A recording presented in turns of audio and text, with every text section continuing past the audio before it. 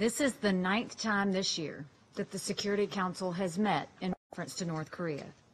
Last time we spoke in the Security Council about North Korea's development of nuclear weapons, the United States made clear that the future of North Korea was in the hands of its leaders. If they chose the path of peace, the world would live in peace with them. But if they chose the path of defiance, we would respond appropriately. The choice, we said, was theirs. Yesterday, the North Korean regime made a choice. It chose to feed its nuclear aggression. It chose to thumb its nose at the civilized world.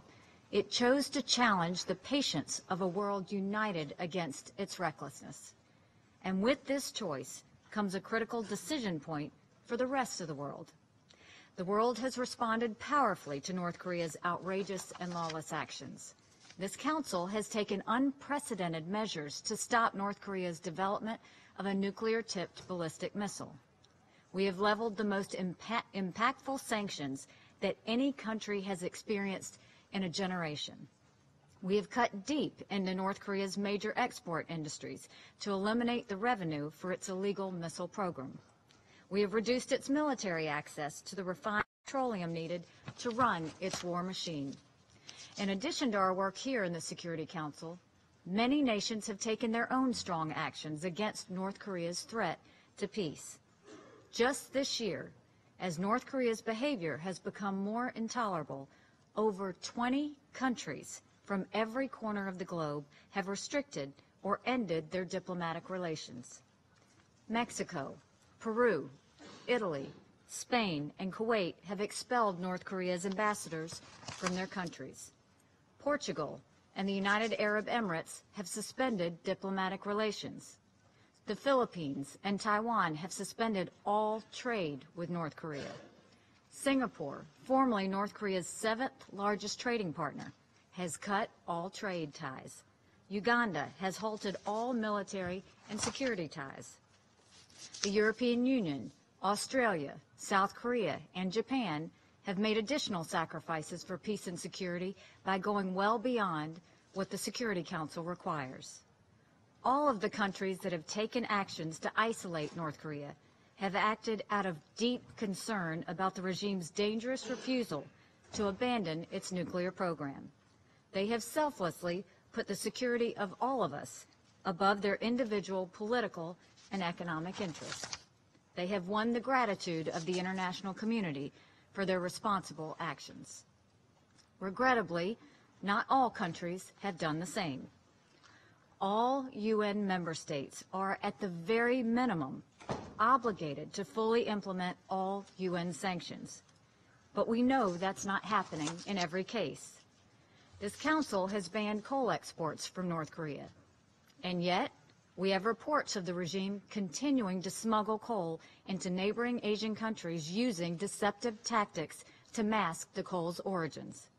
This council has required that all refined petroleum imports into North Korea not exceed the annual cap, and we banned ship-to-ship transfers. And yet, we see North Korea illegally obtaining refined petroleum from neighboring states through ship-to-ship transfers in the Yellow Sea and the Sea of Japan. There are countries that are continuing to fund the North Korean nuclear program by violating UN sanctions and obstructing our efforts. The world knows who many of them are. As successful as we have been in leveling multilateral sanctions against it, the North Korean regime continues to test new and more powerful missiles. And as it does, it continues its march toward a functional nuclear arsenal. The continuing development of these missile systems demands that countries further isolate the Kim regime. So today, we call on all nations to cut off all ties with North Korea. In addition to fully implementing all UN sanctions, all countries should sever diplomatic relations with North Korea and limit military, scientific, technical, or commercial cooperation. They must also cut off trade with the regime by stopping all imports and exports and expel all North Korean workers. Just last week, the world was given a stark reminder of the barbarity of the North Korean regime when one of its own soldiers fled the country. Even more than the dramatic video of the soldier's escape, more shocking was the soldier's medical condition unrelated to his bullet wounds. While being treated by a South Korean medical team, doctors discovered that the soldier had parasites and uncooked corn kernels in his digestive tract. Clear evidence that the North Korean regime is unwilling to properly feed even its own high-ranking military troops.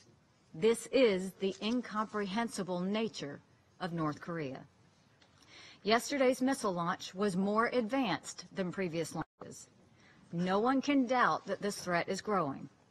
No one can doubt that North Korean dictator is getting more aggressive in his obsession for nuclear power. Yesterday, the regime declared itself a nuclear power, saying that it, quote, completed the state nuclear force tipped with a super-large heavy warhead capable of striking the whole mainland of the United States. But the North Korean regime missed something very important. As we have said before, being a nuclear power comes with certain standards. It comes with being responsible enough to know that you don't threaten other countries with nuclear weapons. You don't starve your own people in order to fund nuclear weapons. You don't bully and play games with nuclear weapons. The regime has shown time and again that it doesn't want to talk. Kim didn't even speak with President Xi's envoy when he was sent to talk to the regime. It has emphatically said it will not eliminate its nuclear production. And North Korea is in clear violation of multiple Security Council resolutions. We are once again at a time of reckoning. We have some options. First, we should continue to treat North Korea as the international pariah it has become by taking its UN rights and privileges away, including its voting powers. Second, we know the main driver of its nuclear production is oil. Through sanctions, we have cut off 90% of North Korean trade and 30% of its oil. But the crude oil remains. The major supplier of that oil is China. In 2003, China actually stopped the oil to North Korea. Soon after, North Korea came to the table. We need China to do more. President Trump called Chinese President Xi this morning and told him that we have come to the point that China must cut off the oil from North Korea. That would be a pivotal step in the world's effort to stop this international pariah. As I mentioned, many countries have made some big economic and political sacrifices by cutting ties with North Korea. They did that to serve the peace and security of all of us. We now turn to President Xi to also take that stand. We believe he has an opportunity to do the right thing for the benefit of all countries. China must show leadership and follow through. China can do this on its own, or we can take the oil situation into our own hands. The dictator of North Korea made a choice yesterday that brings the world closer to war, not farther from it. We have never sought war with North Korea, and still today, we do not seek it. If war does come, it will be because of continued acts of aggression like we witnessed yesterday. And if war comes, make no mistake, the North Korean regime will be utterly destroyed. The nations of the world have it within their power to further isolate, diminish, and, God willing, reverse the dangerous course of the North Korean regime. We must all do our part to make that happen. Thank you.